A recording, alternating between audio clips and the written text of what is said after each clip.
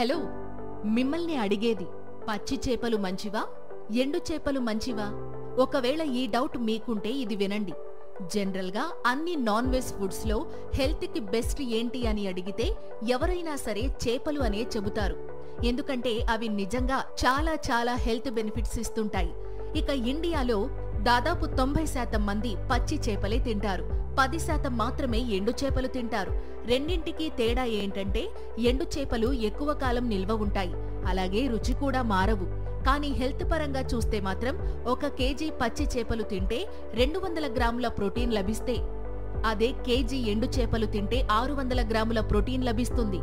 So ఈ రకంగా చూస్తే ఎండు చేపలే విన్నర్.